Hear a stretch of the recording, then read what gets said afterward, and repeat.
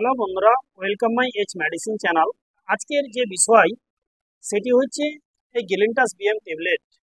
আমরা জানবো গিলেন্টাস বিএম ট্যাবলেটটি কী এবং এটিকে কী কী কাজে আমরা ব্যবহার করতে পারি, তার ডোজ কী রয়েছে, তার সাইড এফেক্ট কী রয়েছে। এই বিষয়গুলো জানার পূর্বে আপনাদের কাছে রিকোয়েস্ট, আপনারা যদি আমার চ্যানেলে নতুন হয়ে থাকেন তাহলে আমার এইচ মেডিসিন চ্যানেলকে সাবস্ক্রাইব করুন, পাশে থাকা বেল আইকনটিকে প্রেস করে দিন, অল নোটিফিকেশন অন করে রাখুন সবার আগে ভিডিও পাওয়ার জন্য। তাই আসুন আমরা জানবো যে এই গিলেন্টাস বিএম ট্যাবলেটটি কি। গিলেন্টাস বিএম ট্যাবলেট এর মূল কাজ হচ্ছে যা আপনার কাশিকে নিয়ন্ত্রণ নিয়ে আসে।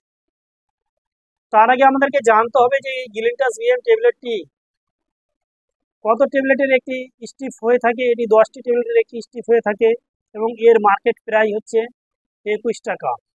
আপনারা যে কোনো মেডিকেল স্টোরে অতি সহজে পেয়ে যাবেন। তারপরে আমরা জানবো এই গিলেন্টাস বিএম ট্যাবলেটের মধ্যে কি কি সাল্ট রয়েছে, কি কি মলিকুল রয়েছে। গিলেন্টাস বিএম ট্যাবলেটের মধ্যে যে কয়েকটি মলিকুল দেখা যায়, যেমন টার্বোটালিন সালফেট ও ব্রোমোহেক্সিন হাইড্রোক্লোরাইড, এই দুটি কম্বিনেশন নিয়ে গঠিত হয়েছে এই টার্বোটালিন ট্যাবলেট। এবং এই গিলেন্টাস বিএম ট্যাবলেটকে ডাক্তারবাবুরা কোন সময় প্রেসক্রাইব করে থাকে? এটিকে প্রেসক্রাইব করে থাকে ওই সমস্ত রোগীকে যাদের দীর্ঘদিন ধরে কাশিতে ভুগছেন কিন্তু তাদের কাশি ভালো হচ্ছে না, মনে হচ্ছে বুকের মধ্যে কফ জমে গেছে। সেই ক্ষেত্রে ডাক্তারবাবুরা এই কফকে বের করার জন্য এই গিলেন্টাস বিএম ট্যাবলেটকে দিয়ে থাকে। তারপরে দিয়ে থাকে অনেক সময় পেশেন্টদের শ্বাস প্রশ্বাস নিতে কষ্ট হয়, সেই ক্ষেত্রে দিয়ে থাকে। কিংবা চোখ দিয়ে জল আসে কিংবা নাক দিয়ে জল আসে, বারবার হাঁচি পড়ে, সেই ক্ষেত্রেও এই গিলেন্টাস বিএম ট্যাবলেটকে দিয়ে থাকে। তাহলে আসুন আমরা জানি এই ট্যাবলেটের ডোজটি কী রয়েছে।